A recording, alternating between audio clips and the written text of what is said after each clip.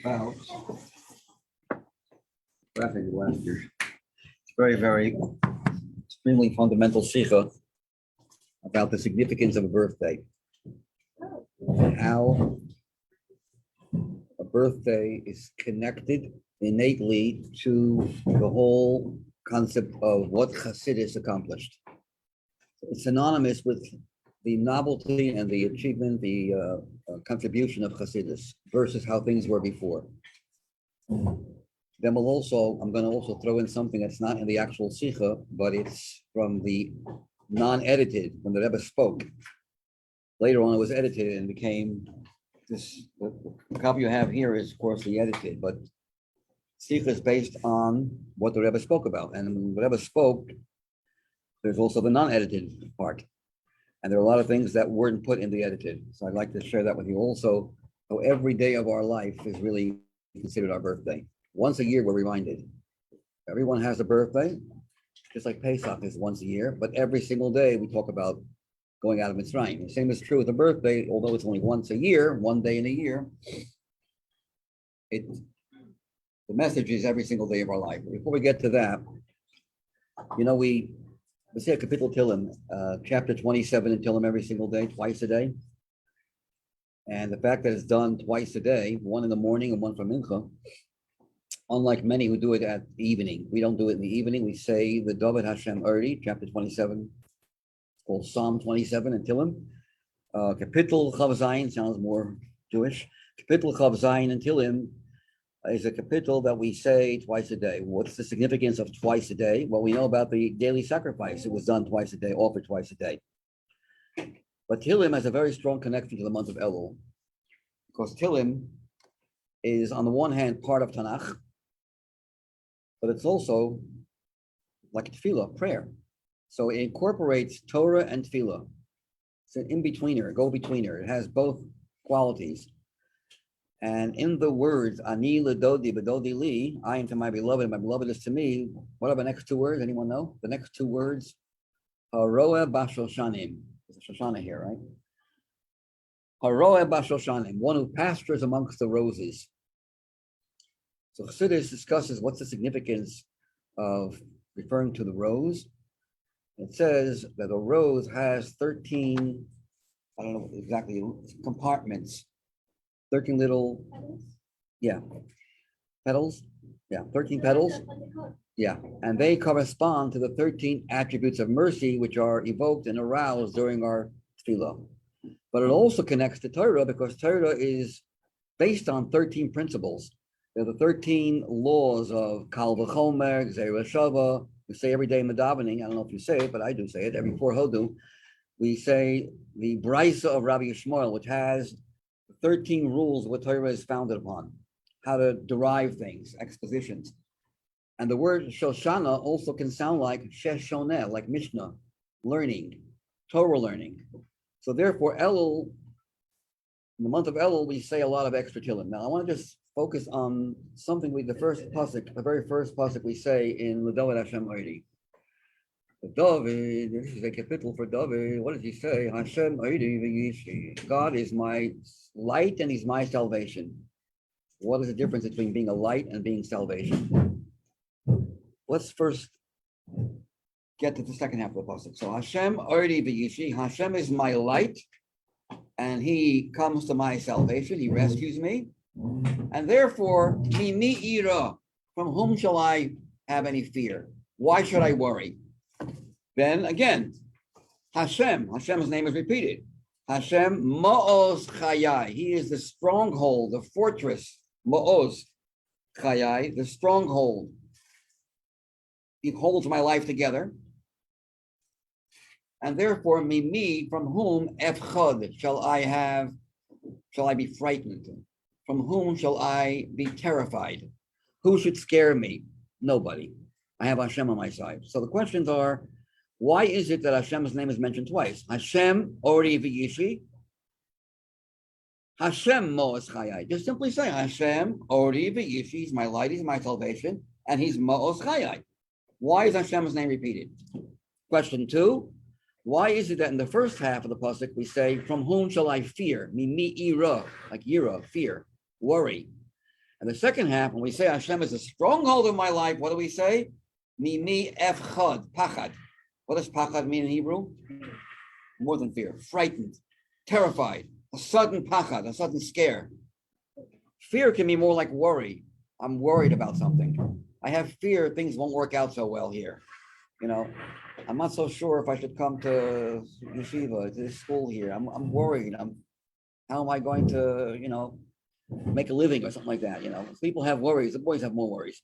How am I going to make a living? I have to go to college. That's fear. You're not frightened. You're worried. Fear for the future. What?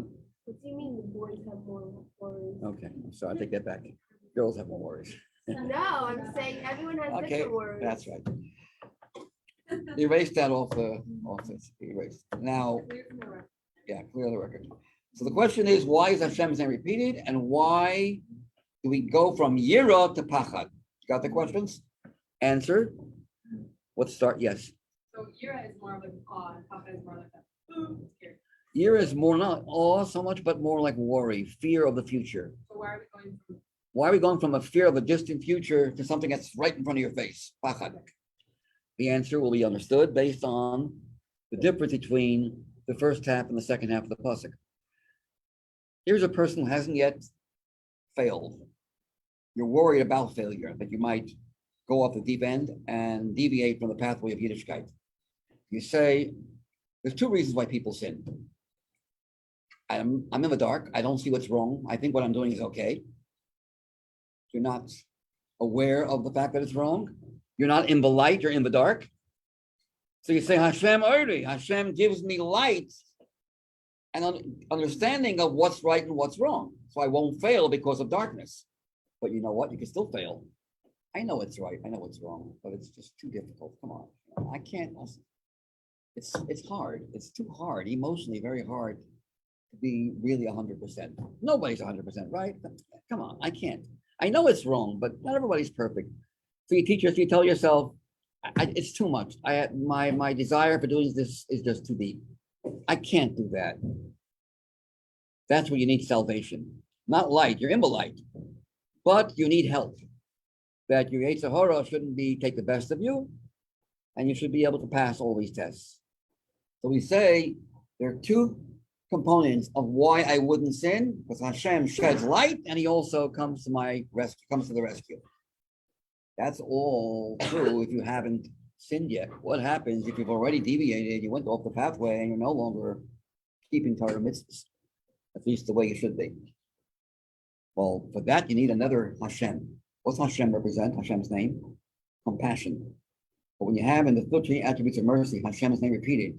Hashem, Hashem, Kerachom, B'Chamon. You ever hear that song? So Hashem's name is repeated. So it says, why is Hashem's name repeated? One is compassion to help you not sin, and one is compassion that even after you've fallen off the deep end, to bring you back, to help you do tshuva. Well, that's a deeper level of compassion. That Hashem should even care about the person who's gone off and bring him or her back. That's a higher level of Shem Havaya, of Hashem's compassionate name. So therefore, Hashem's name is repeated again. Because for now, we're answering the question, okay, if you haven't sinned is one thing, but the Yetzer Hara says, you're finished. Avera, Gereres, Avera, one sin leads to another. You know where you're heading. You know who you are. Come on. Don't try to fool yourself. Don't be somebody you're not. Don't be a hypocrite. So we have the second part of the pasuk that says, Hashem Ma'oz Chayai, not Hashem Chayai, Ma'oz Chayai. What's the difference? Chayai means life. What's life? Judaism, Torah mitzvahs. Kihem Chayenu v'Eresh Yameinu. You say every night in my ring. I don't know if you say it, but I say it. Kihem Chayenu. Torah is our life and the length of our days. It gives us life. But if you lose that life, how do you get it back? Oh, then we have to go dig deeper to the source of that life, and that's the power of tshuva. Tshuva is able to take someone who's lost life and restore life. Just like food. Food is very good to maintain your health. But when you get sick, you can't just eat. You have to have a medicine. The tshuva is like a medicine. Right? Tshuva is similar to a refuah. Yes, Ola. You said that we said Hashem's name twice in like Yeah. One time is One is before the sinner, before one sins, Hashem has Why do we need compassion before we sin? to help us, not even though we have a Yetzer Hara. Compassion that we should sin. Right. Compassion. He has compassion. He has Rahmanas on us. Oy, I can help this person. I see he's falling or she's falling. The second one is they fell already, and Hashem still has compassion. So now we're talking about Tshuva. Ma'oz chaya. He's not just my life. He can restore life even if I lost it. He's ma'oz, a stronghold, a fortress of my life. And thus, maybe efchad. Now, why do we change from Yira to Pakha? What's the difference in Yira and Pakha? Yira is a worry about the future. We haven't sinned yet, but I'm worried I might. But if I have already sinned, it's scary. I've already fallen. I'm living in the Pakha now. But because I know that I can be brought back to life again, I don't have the Pakha. I would have Pakha, but sin is already with me right now in the present. It's not a future thing. It's happening right now. And yet, Hashem brings me back up again, lifts me up, carries me up again. He's Mo'ez Chayai, Mimi Efchad, like Pakha. To whom shall I have any, why should I be terrified or horrified or frightened from an existing danger when Hashem will schlep me out of that danger and lift me up? Okay, that's as far as the Kapitel of Zion is concerned. It's important to know this, but they said every single day during the month of Elul, so it has a lot to do with the month we're in right now. Now the Sicha. The Sicha is, as I said, everyone has it? No? Pass it down.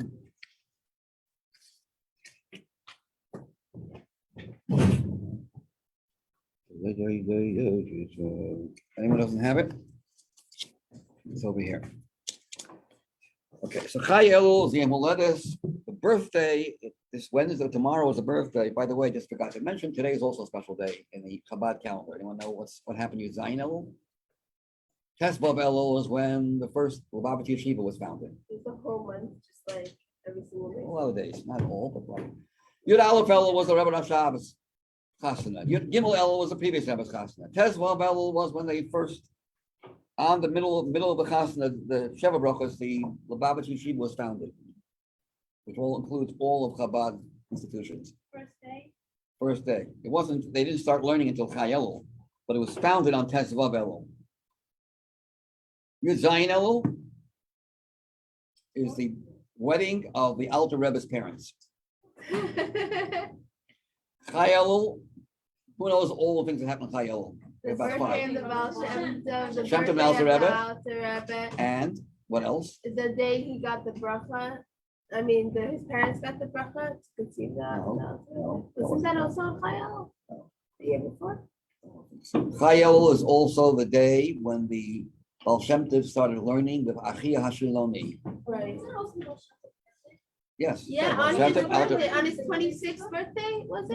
What? Yeah, yes. On his 26th birthday, he started his learning with Achia Hashiloni. Who was Achia Hashiloni? Eliyahu Novi's Rebbe.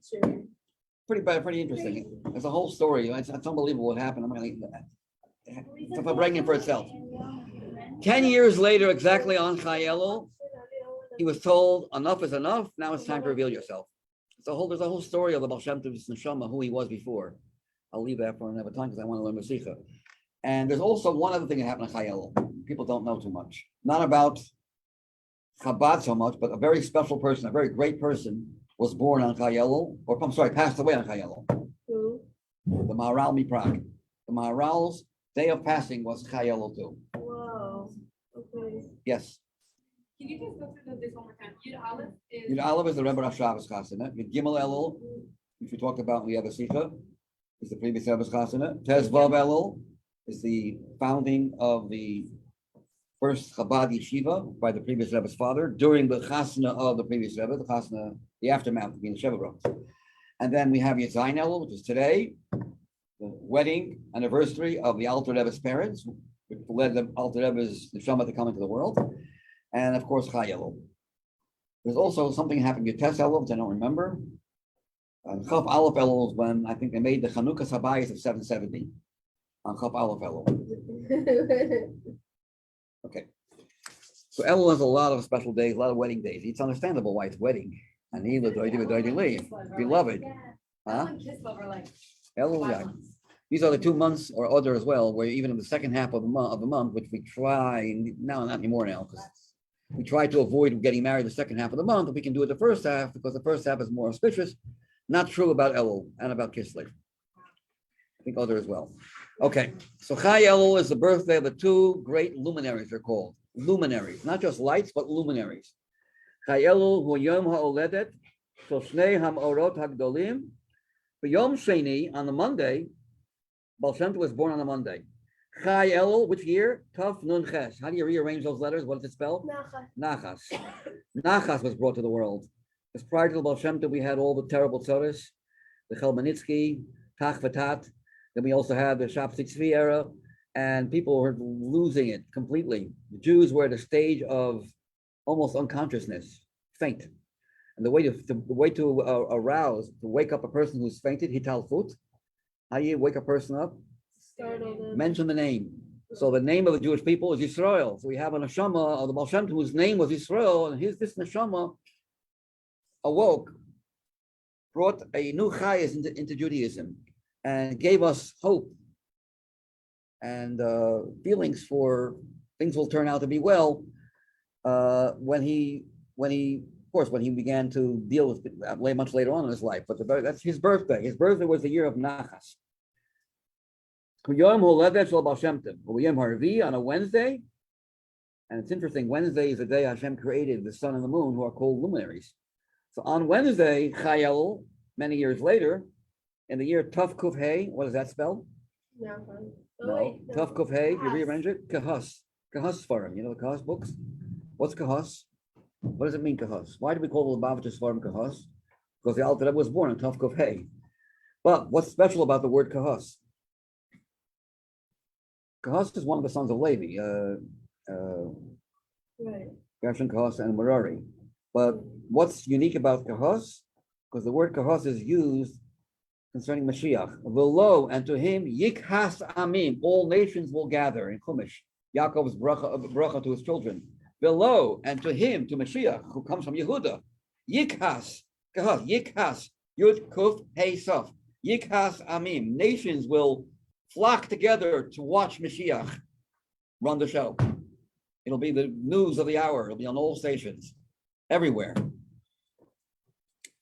So the Alter Rebbe was born in the year of Kahos, symbolizing that he, thanks to his neshama, you will have Mashiach Tzidkenu. Yom Huledes Rabbeinu Azaki. So the Rebbe continues further in the next paragraph. Yom Huledes Tzaddik, whose man Simcha. We know that a day of a birthday of a tzaddik is a day of joy, and that idea that it's a day of joy, Mofia b'mispar mekomos v'divrei Chazal. Mofia means shows up, appears. B'mispar mekomos, in certain places, in the words of our sages, u'b'miyuchad odot Yitzchak Avinu u'Moshe Rabbeinu. Especially the 2 tzaddikim of Yitzchak Avinu, Moshe Rabbeinu, we find special emphasis on their birthday.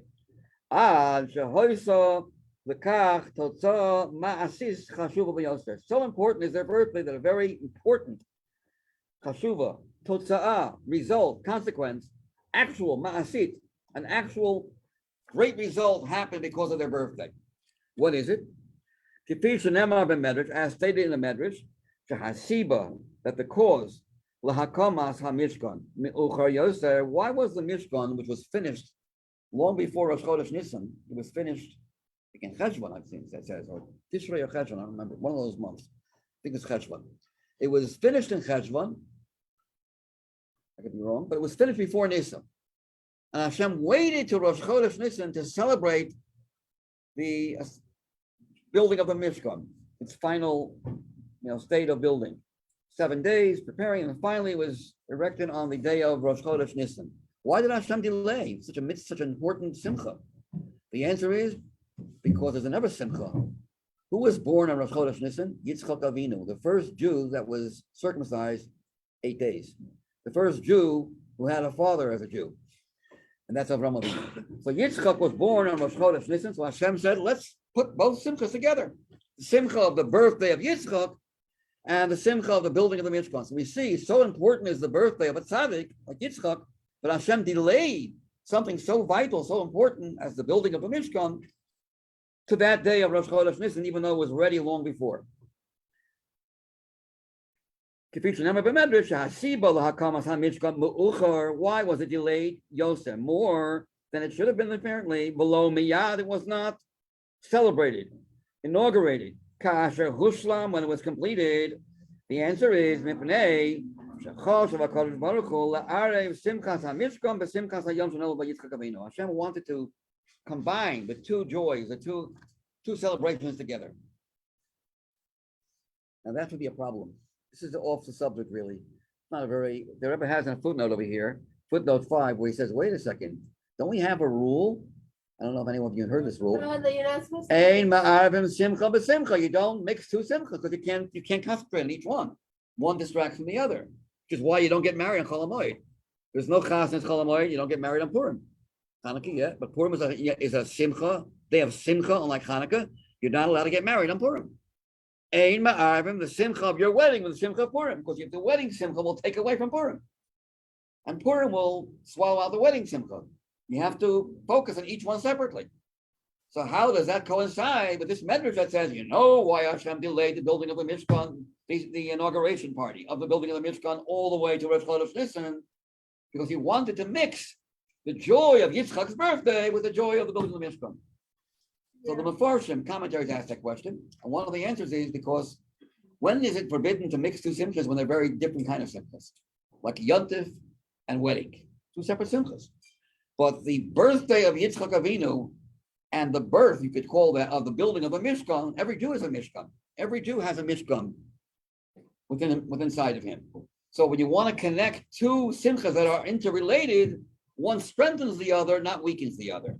That's what some of the Mefarshim answer. But that's a side point, not negated. It's not really important, integral part of a Sicha. But I wanted to just throw that out. Yes. When you said that there's a footnote, we always feel like the Rebbe edited the Sicha, so like are the footnotes edited. Yeah, of course. Some of them were written not by the Rebbe, and the Rebbe either leave it in or changes it. Okay. Like when someone refers to a footnote, they're saying like when the Rebbe edited, he added. Wasn't added always. Sometimes the Rebbe added, sometimes the Rebbe edited, changed some words, and sometimes the Rebbe just left it. But it's the Rebbe leaves it, it means he's okaying it. That's for sure. Okay, so let's go further. I want to let you, it's interesting, and then we'll off the subject. My brother translated On the Essence of Chassidus in English. He was the first one to do it. And he had his own ideas of how to explain that Kabbalah is a commentary on Chassidus, not vice versa. And he used it, and Kabbalah is a pirush, biur al Chassidut, lo lahepech. It's a kasher lahamin. How is Kabbalah? I mean, if you want to say Chassidus is more than just a commentary on Kabbalah, fine. But to say the reverse, and he gave his own beautiful mashal analogy with a physician. And the Rebbe saw that and left it in. Wow. Now, if I would be the one to have translated it, and I would see the Rebbe leave in my mashal, I would become the biggest, most arrogant person on the face of this earth. I wouldn't be teaching here. You wouldn't let me. I'd be stepping all over you. But my brother's a little bit more humble than I am. Wow. I mean, it's your own muscle, and it's the Rebbe's Sicha. It's not just your own ideas what the Rebbe's letting you have. You're translating, you're giving and the Rebbe, the Rebbe. I said, how come you didn't become a bald guy? But how do you maintain it? Well, why should I become one? What's the big deal? I mean, I'll never understand it. Anyways, precious students, which be'echad be'nisin noilad Yitzchak. Amar HaKadosh Baruch Hu hareini ma'arev simchaschem, your simcha of the building of the Mishkan with the other simcha b'simcha. Yosef Mikach. We also find concerning Moshe Rabbeinu. Thanks to Moshe, we have Purim. Because Haman picked the month of Adar, thinking that it's a good month, an auspicious month for him, a good omen, because Moshe, their leader, died on that month, but little did he know that he was also born on that month. And because of that, it turned out to be in our favor. On the Motzim, we find Yom Hulalato Shel Moshe Rabbeinu, Zayin Adar, on the 7th of Adar, Hevi Levitul Gzeras Haman, brought the Bitul of Gzeras Haman. It brought the nullification, the removal of the Gzera of the decree of Haman to kill everyone. Shahaisa Amura his Zvata, it was supposed to materialize in the month of Adar. It's supposed to happen. But little did he know that as much as he passed away, he also was born on that day. So true. I'm not taking away the fact that these are very auspicious days, but never was it in history the minhag to wish each other good yontif on your birthday or any birthday. In fact, Zion Adar, the Rebbe says, some people fast. We focus more on the fact that it's Moshe Histalkus, because Moshe did not want to pass away, unlike great other tzaddikim like the Rashbi, who his day of passing was the day of Simcha for him. Moshe was pleading with Hashem 515 fast days. My license plate, my New Jersey license plate, I'll never forget. What? I have on New Jersey, I used to live in New Jersey. The license plate, on the back of the car, there's a license. So what was it? UP 515P. How do I remember this? It's 25, 30 years ago. UP up 515 prayers. Up when Moshe Rabbeinu has 515 prayers. So I don't know how I got that one, but I got it. But so Moshe Rabbeinu prayed 515 tefillos. And please, please, please, please. And Hashem said, enough is enough. Stop. Ravlach. He didn't want to pass away. So there are many, many people that fast. We don't, but there are many people who have a minhag of fasting. Nobody makes a celebration on Zion Adar. So what do we see? It's not anything to celebrate. As great as you are, yes?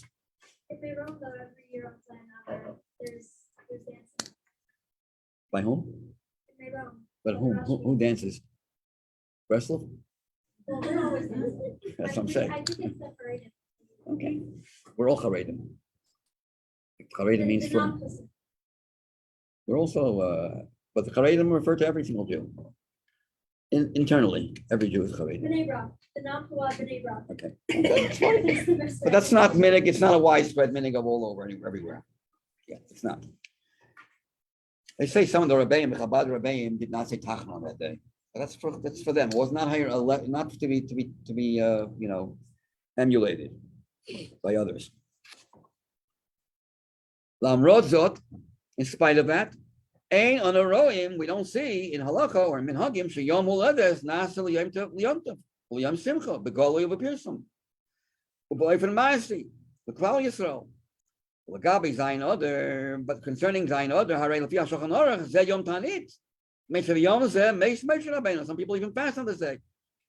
However, unlike the other cases, suddenly mitamol, when it came to the Alter Rebbe, the Baal Shem Tov, we call it a yontif. Who was the first person to call Chai Elul a yontif?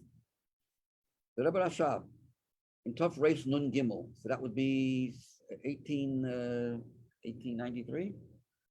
1893. And he told his son, the previous Rebbe, about, he wished him good yontif, but the previous Rebbe didn't reveal it until 50 years later, until Tuf Shin Gimel, 1943. 1943, the Frierdiker Rebbe was the one to reveal that Chai Elul was a yontif. He knew it 50 years before, but he did not reveal it. His father said the time will come to reveal it. He revealed it in Tufshin Gimel, which is right in the middle of the Holocaust. Tufshin Gimel, he revealed that Chai Elul was a yontif. Rebbe Rashab Amar la Rebbe Rayatz, but he didn't reveal it to everybody. The Rebbe Rayatz was the first Rebbe to reveal it. And the Rebbe will explain in the Sicha why was it that the Frierdiker Rebbe was the one to reveal it and no other Rebbe. Later on, the end of the Sicha. Anyways. So we find that concerning the Baal Shem Tov and the Alter Rebbe, the last paragraph on the page, first page, his parasem ayidei, it was publicized through the leader of our generation, which is, of course, the previous Rebbe, says the Rebbe, B'Shem Aviv, in the name of his father, Chak Admor, turn the page, and the top of the next page, 212, Murashab, chance of the Rebbe Rashab's name, Nishmasa Aiden. And what did he reveal? What did he publicize? To the extent that we say good yontif. And my father-in-law kept it a secret for whatever reason for 50 years. He revealed it to everyone. It was revealed to him privately 50 years before, in 1893, in 1943, Tufshin Gimel. That's when the previous Rebbe said it's time to reveal it to everybody. Now we have to understand. Everything in Torah is exact and precise. Why is it that the Simcha of the Alter Rebbe and the Baal Shem Tov are unique? I mean, the Simcha of their birthdays are unique. That we make a big deal out of their birthdays more than anything else, any other birthday. You're going to say, well, thanks to the Alter Rebbe and the Baal Shem Tov, these people bring Mashiach. Chassidus is what we'll see in the Sicha, is the prerequisite for Mashiach to come, which is the culmination of all time, the purpose of the whole creation of the world. And if not for his birthday, he wouldn't be here. Says the Rebbe, that is not the reason why we celebrate the birthday of the Alter Rebbe. Because if not for his birthday, we wouldn't have an Alter Rebbe. If not for the Baal Shem Tov's birthday, we wouldn't have the Baal Shem Tov. Not because of that. It's not just because of that. It's much deeper. There must be a thematic, a kesher tochani, thematic, philosophical connection between the whole concept of a birthday, any birthday, versus a child who's unborn. A born child versus unborn is the difference between Chassidus and without Chassidus. Fetal or being born is related to the whole contribution of Chassidus versus how things were before. Why is that? Let's first see what the Rebbe says inside here. Since all matters that are bound with Torah, that are connected with Torah, are precise, are exact, move on, it's understood, that the simcha, the joy of the birthday of the Alter Rebbe and the Baal Shem Tov, Chai Elul, it's not just because through these two great luminaries, we have a new way, new level of serving Hashem. New revelations of Torah was revealed. First, the general teachings of Chassidus, and then, of course, the Alter Rebbe's Chabad level of Chassidus. It's not just that. A birthday, of course, is important, because without the birthday, you don't have the person. The whole idea of the Simcha of a Yom Holedes. Why do we celebrate a birthday? Why are we so happy when a child is born? That answer to that question is very much connected. It's connected to the neshama of the Baal Shem Tov and to the Alter Rebbe and to the Chassidus that was revealed through them. And the Rebbe says in the next paragraph, it's not that it's connected to each one separately. There's a process. There's a tahalich, yes tahalich. Baal Shem Tov and the Alter Rebbe go together. You can't have one without the other. It's two parts to one process. You'll soon understand how it fits in with birth, with childbirth versus fetal stage. You'll understand that there are two things that happen to a child when he's born or she's born versus how they are in their mother's womb. And therefore, it correlates to the Alter Rebbe, the Baal Shem Tov and the Alter Rebbe. The two different things that happen when a child is born. Okay, so it's both together. Shnei Ma'orot HaGdolim, huh? You're gonna say those two things? Yes. Today, in order to understand what's the connection, thematic connection between birthday and Chassidus, the idea of being born versus not being born yet. Unborn to born, to understand this, we first have to clarify the pashtos in very simple terms. What's the big, why do we express and convey joy on a birthday? Baby is born, what's the big simcha? You're being very selfish. You're happy. Is the baby happy? One of the signs of a healthy baby is he starts crying, or he or she starts crying. And the Rebbe is going to say the child is much more safe and sound and secure in the fetal stage, because the child gets all the nutrients from the mother, protected from all kinds of sickness, illnesses. The child is also spiritually the greatest genius. He goes through the entire Torah. Kol HaTorah Kula. Not only that, the child has a spiritual candle over its head, which through that candle, which is the Shekhinah, the child is able to foresee from beginning of time to the end of time. Not just a Torah scholar, but Ruach HaKodesh, and not just Ruach HaKodesh Stam, to see the entire scope of creation. All that is lost. Comes a malach on his lips, and boom, forgotten, all forgotten. Hi, mazel tov. The baby's crying. Is it good? Why are we so selfish? You're happy, but is the child happy? You can only rejoice when you know the person you're rejoicing for also feels the simcha. That's the Rebbe's question here. It's asked in many places. So let's see it inside. We have to understand, what's on the top of the next column. Before the birth of the boy, when he was found, adayin, still, imo in his mother's womb. Yes, look, everything is there. He has all the limbs. He even has hair and nails. He or she, not just as you have the whole structure of a human body with everything, including the hairs and the toenails and fingernails. But what's also functioning, they're also moving. As a heartbeat, and his limbs are moving. Ask the mother of a baby during the later months what she feels. He even eats, which shows and he drinks what his mother's drinking, and the like. So everything's there. The child's not missing anything. He has everything, or she has everything they want. To the contrary, the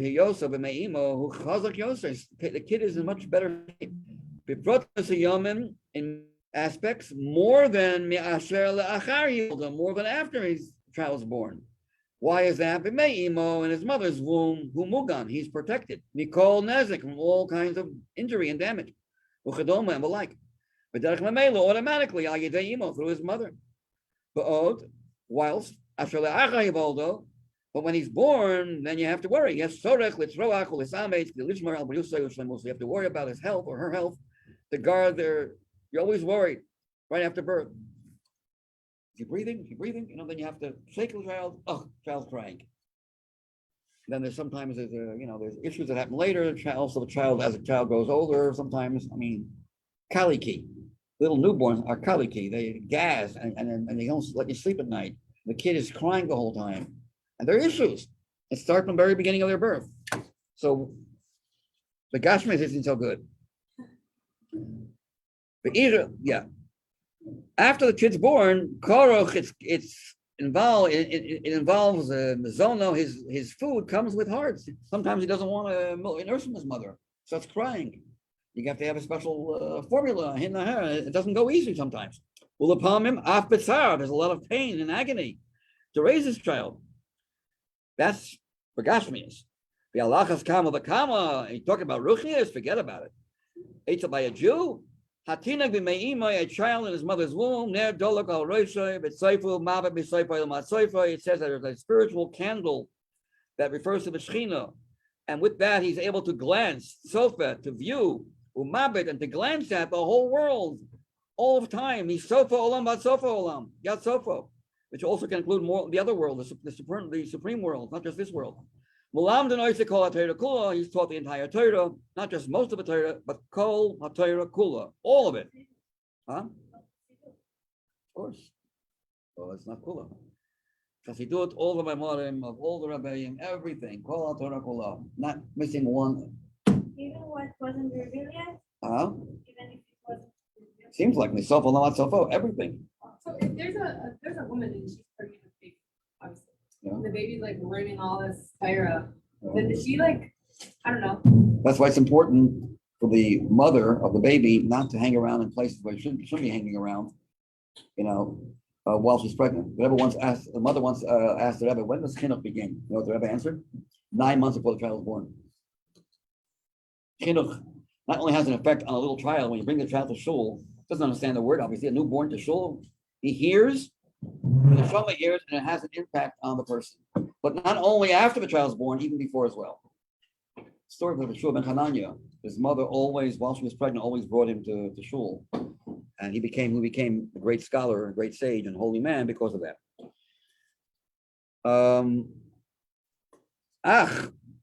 But when he comes to the atmosphere of this world, Malach comes this Malach, knocks him on the lip, which is why we have a Shalom Zocher. After 7 days, like after Tzabelus, he's like mourning for his loss. The night before the bris, the night of the 8th day, after full 7 days, the child is mourning. What is he mourning after? The loss of Torah. The night before it could be, it's the Shabbat before, true. But there's also another thing that takes place the night before the actual bris. Yeah, Shalom Zocher is the Shabbat before. It could be even much before the bris. But there's an idea of waiting. Why do we wait till the 8th day for a bris? One of the reasons is to let the 7 days of Avelos pass. That's why we wait for the bris, the actual bris. And we have the Shalom Zachar is to console him, comfort him. I know you're going to be asking, what about a girl? How come there's no Shalom Nekeva?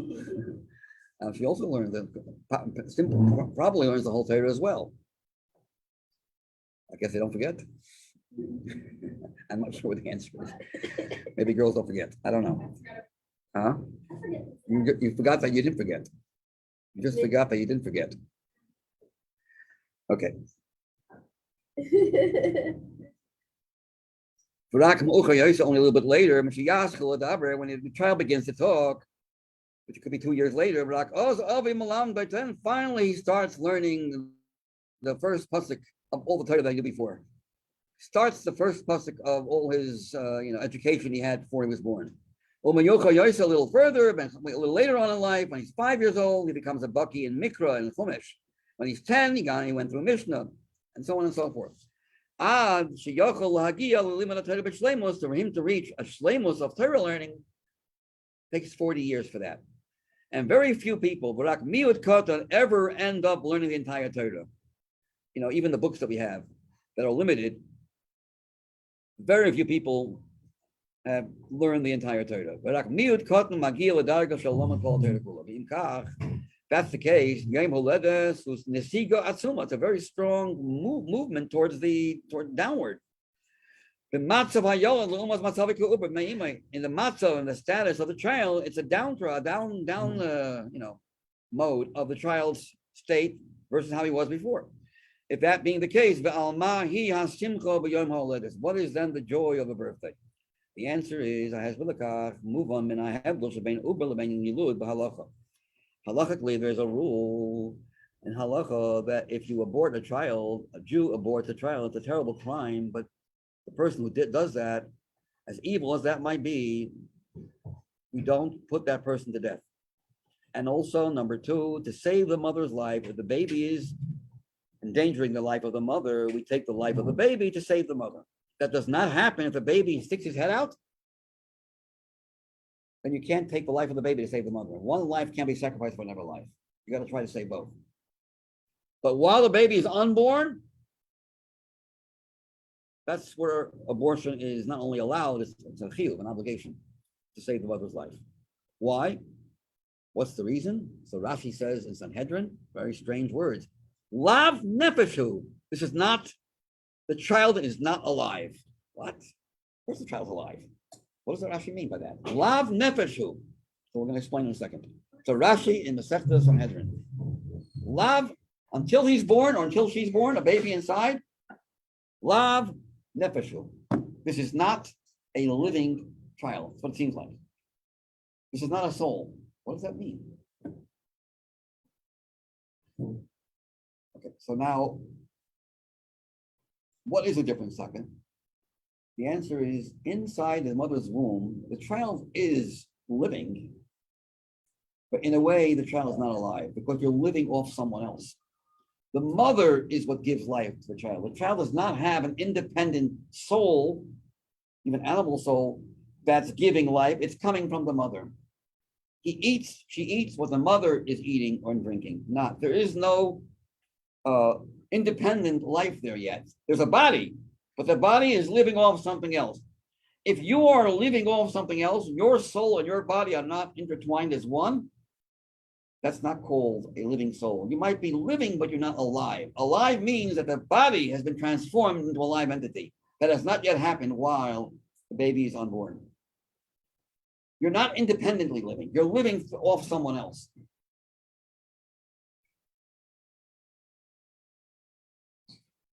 I want to just digress for a second. I mentioned before we started this class that is also every day, our birthday is every single day of our life. Here's how the Rebbe explains it. In the non-edited. This is the non-edited. It's called Hisvadiot. Hisvadiot.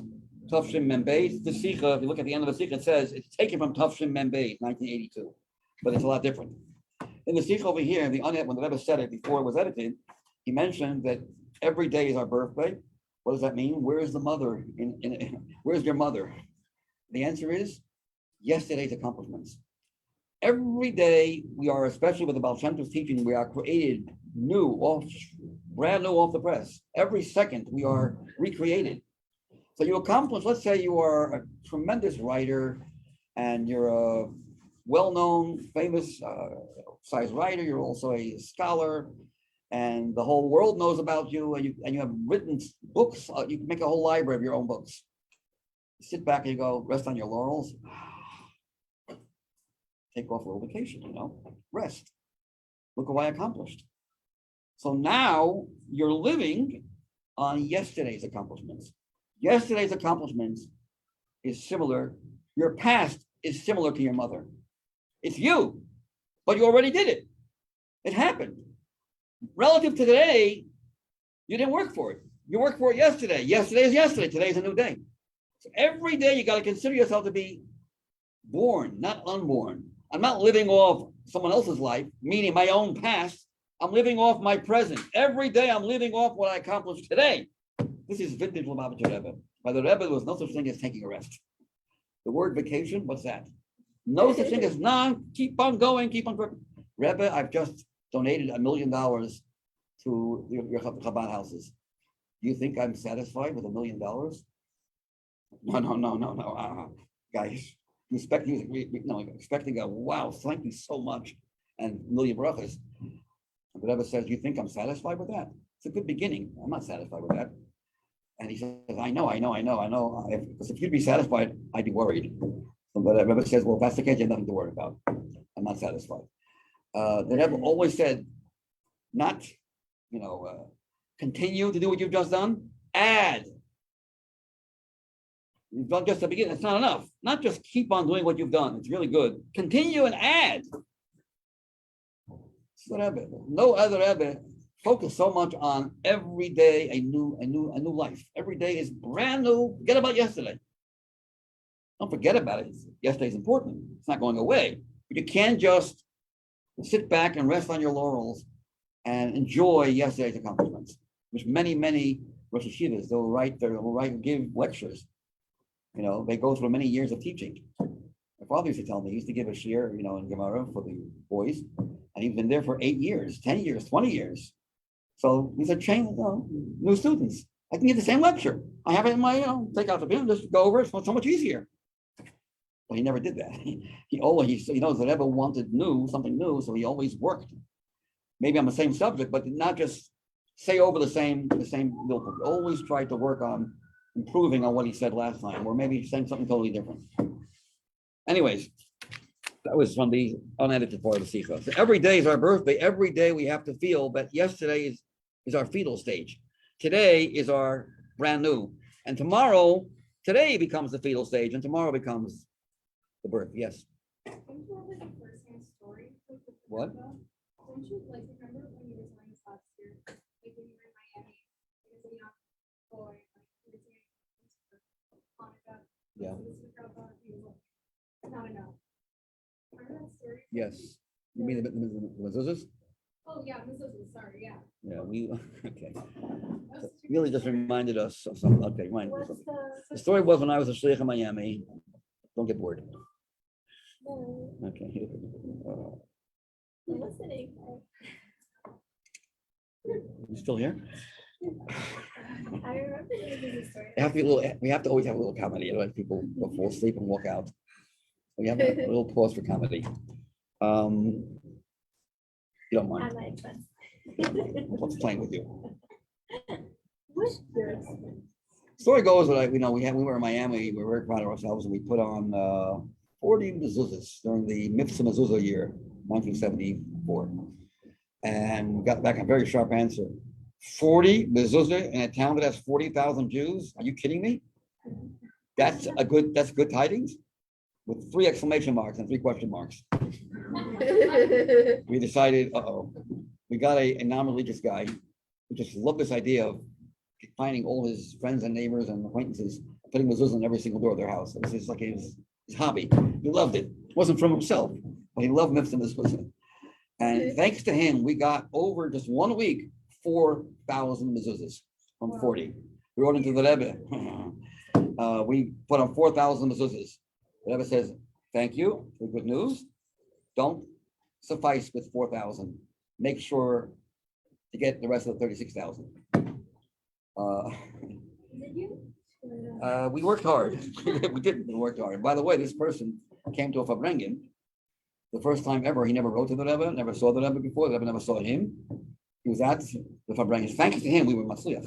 He was there, humble, standing behind a lot of people. The Rebbe was looking. I was looking. Where is this guy? How does the Rebbe know he's here? And the Rebbe's pointing. Everyone thinks he's pointing to me, not you. The guy behind you. The guy shows up. Me? The Rebbe says, yeah. The Rebbe says, L'chaim. Says L'chaim a little cup. I said, no, full cup. And then everyone was hand like that to him. That. You think I don't know what you did? I know, I'm the Rebbe. I feel and sense what's going on in every single Jew's life. So you don't have to, you can't hide. Can't hide from a Rebbe. It doesn't work that way. So what was I saying? So we have to understand what's the simcha, and the answer is the simcha is as follows.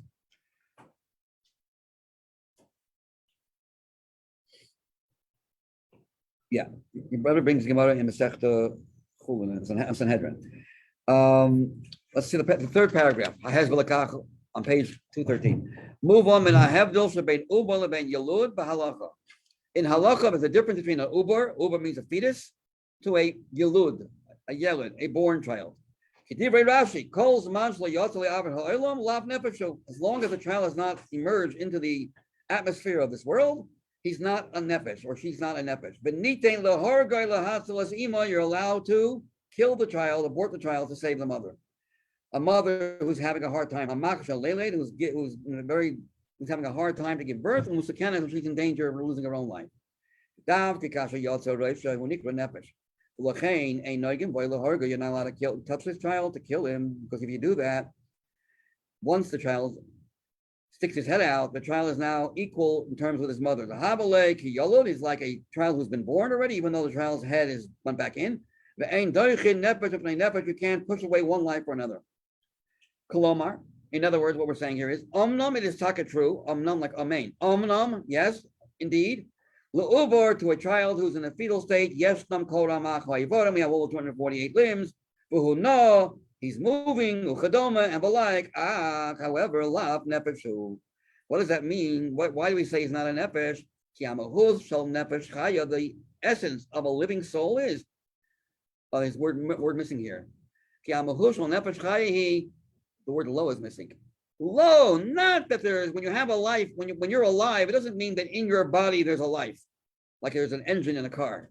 Lo sheyesh shnei dvarim shonim. There are two distinct elements. There's the body, and then there's an engine inside of you, making you move and keeping you alive. Aleph mitzius shel guf. That will say there's two things. There's a guf, a body, and beis b'tocho, in this dead body, there's a life that's forcing the body to look alive. Nimtzas hanefesh v'chayis hanefesh, like a chaypet, like an article found in a kelim. That's not the case. A soul, when a child is born, the soul transforms the body into a live entity. That is missing in an uber. The transformation, that the body and the soul become one, mamish one, united as one entity,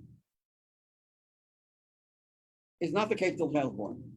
So when we say that we don't call the child a nefesh, we don't call the body a nefesh. The body is a body, and there's a life from the mother. When does the body of the child called a nefesh? When can you look at a person's body and say there's a nefesh, there's a soul? When they become so well intertwined and united that it's one. Look at a person, look at the body, and I'm looking at you. Who's the you? You're a soul, you're a nefesh. I've ever asked the Tzemach Tzedek, where is Zayda? Is this Zayda? Is this Zayda? Is this Zayda? No. Where's Zayda? He didn't answer. Then when they left the room, the Tzemach Tzedek, little child, says, Zayda, and Zayda turns around. That's where Zayda is. That's where Zayda is. The essence, who are you? Not your nose, but I'm looking at your face and I'm saying you. But it's one. Can't.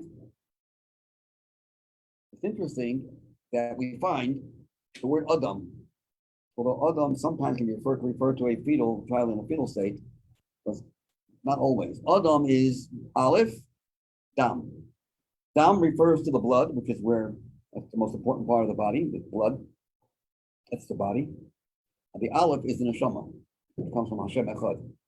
Adam is composed of Aleph, Dam, soul and body, and that makes the person.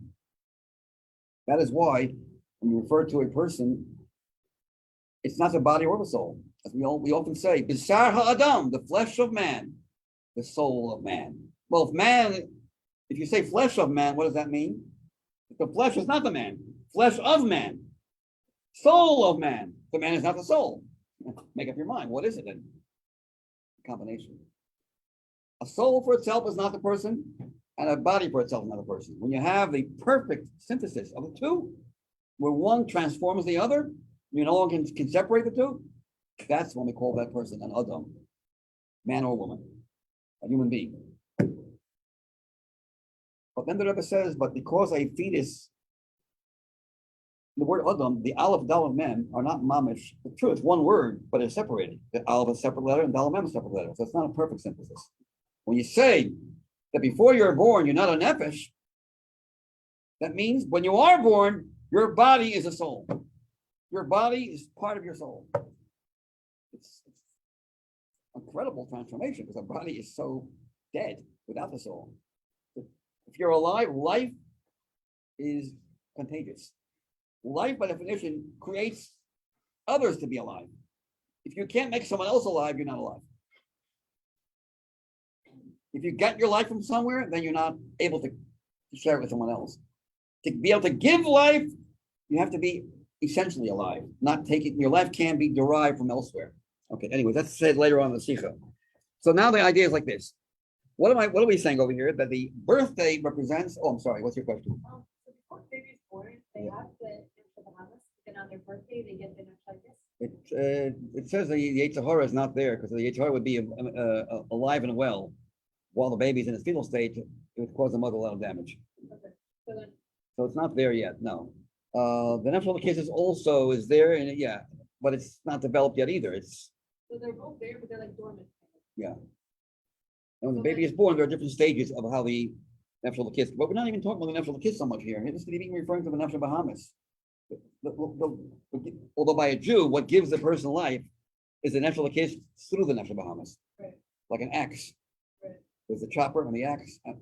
By a regular person, not a Jew, it's just the natural Bahamas.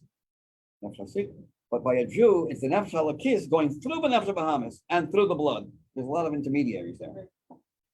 Yes.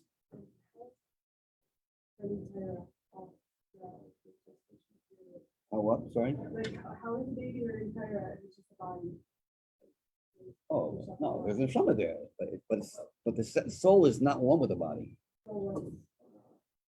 don't know. I'm supposed to remember.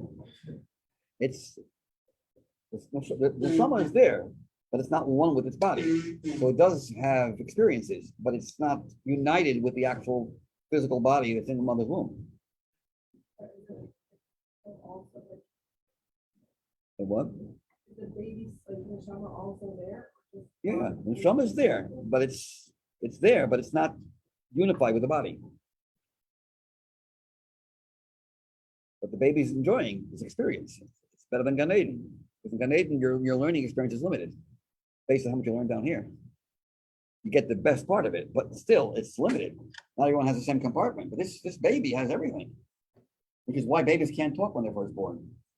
When they would talk too much. Say too, Wasn't there actually a story? even though they what? Wasn't there actually a story of a baby that was born? Yeah, I think that's what he's saying. They didn't go born and didn't get anything. But anyways, so with this, we're going to tie it into the idea of Chassidus versus not Chassidus. Yes. If the baby born early, is it born less story than all the other babies? No, Is it born no. fast? It's a cute question. Was it ready? Was it like, okay, enough of that? Probably had enough. Yeah. Moshe Rabbeinu was only 6 months. First day of one way of the 7th month. He was born on the first day of the 7th month. Eliona was there for 12 months. They stayed. There's a reason that Chassidus why Eliona had to be there longer in his mother's womb. The Gashmi is because his neshama also came from a went through the female aspects of God much longer before he came down here. So therefore, he had a connection with his mother much more. And Moshe it's in a Shama de Man, a Shama de Ban. It's a lot of different ideas and cities, which we're not going to cover right now. That's in some of Rebbe Rashav's cities.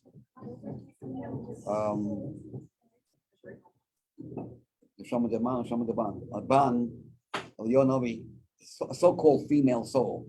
And Moshe had a male soul. But it doesn't mean what it sounds like.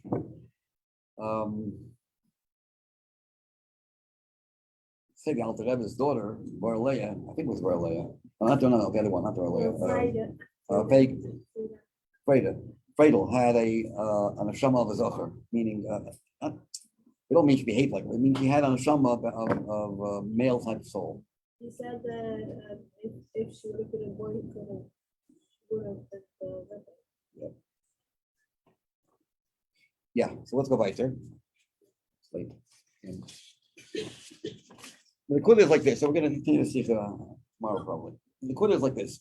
Well, I'm going to talk about tomorrow's a Mashiach here, so I'm going to mention some interesting ideas outside about Mashiach. I don't have a Sicha to learn with you. I really don't have one prepared. Maybe I'll get one today, think about one, but I don't have a Sicha inside. I'm going to finish this Sicha, so I have a chance. I'm substituting. I have a chance to finish this Sicha more than I would without tomorrow's Fridays. So, but let me just give you the gist of one Nakuda, which is important. So how is a birthday connected to Chassidus? Well, first the Rebbe says like this. You know that Mashiach's coming is compared to birth. Just like when we came out of Mitzrayim, it says the nation was born.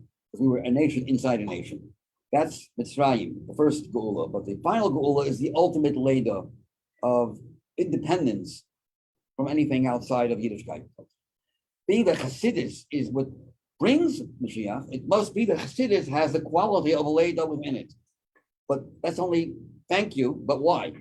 Chassidus must have the quality of the advantage of a born child over an unborn child, which is why it triggers the Geula, which is the ultimate birth. What is the parallel between Chassidus, the contribution of Chassidus in Judaism, versus how things were before Chassidus? How does that compare to a baby that's born over a baby that's not yet born? Now, we just said a baby was born becomes a live entity, not having to live off something else. You're living off yourself. You are a live entity. What does that mean in terms of spirituality of our Avodas Hashem? Yes, before Chassidus, there were people who had a tremendous chayes in Yiddishkeit, as we say in davening, Kehem Chayenu, and they couldn't imagine living without Yiddishkeit. Yiddishkeit enhanced and enriched their lives to an unbelievable state. But it didn't define their very existence. Which means, as the Rebbe will explain, in the next part of the Sicha, the Rebbe says something very interesting. I want to just share it with you for a second. There's a statement that's mentioned in Gemara that says the following: Ani lo nivresi elo l'shamish eskoni. I was not created, says the Mishnah, except to serve my maker. So the question is asked, why focus on the negative? I was not created for anything but to serve my maker. Why not just get to the point? So how about simply saying the positive? Ani nivresi, I was created to serve my maker. Why do you have to say the negative? I was not created for anything else but to serve my maker. So the answer is as follows. It's a very deep concept here. There's two ways of looking at Yiddishkeit. Does Yiddishkeit, is it fulfilling, life fulfilling? Does it suit you? Does it fit?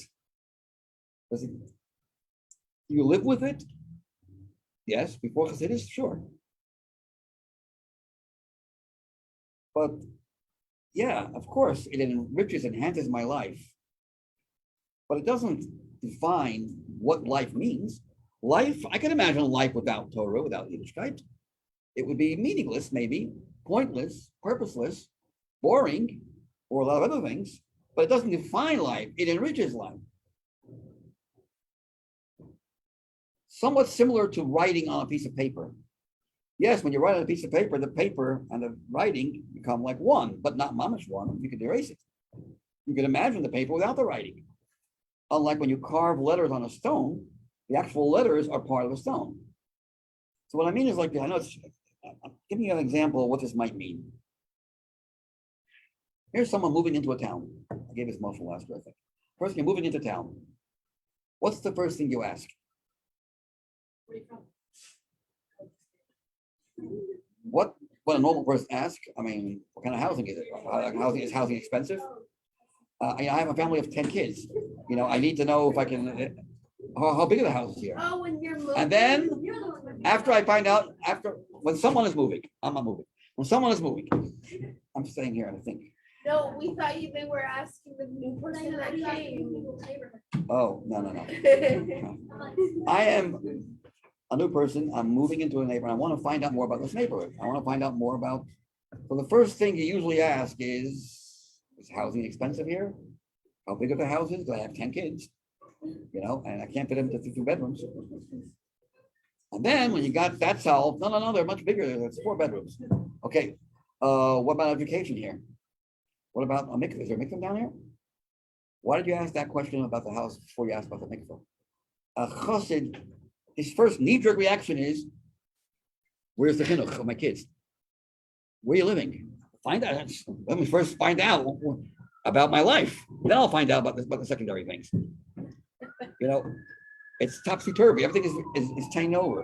By a chassid, there is no me. God has a will, and therefore I have to fit in with him. My whole existence, ani lo nivresi, I was not created. There's no ani, there's no I. So how come I'm here?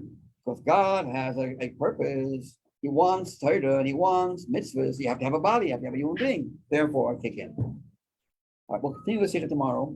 And I want to spend about 15 minutes before continuing to discuss a very important Rambam about Mashiach, about the identity of Mashiach. What is it It's controversial. What? What is identity? What? Identity. Identity. Mihu Mashiach. The Rambam. Yes. What? Yes. No. Meal bags and. I'm a level 1 for that.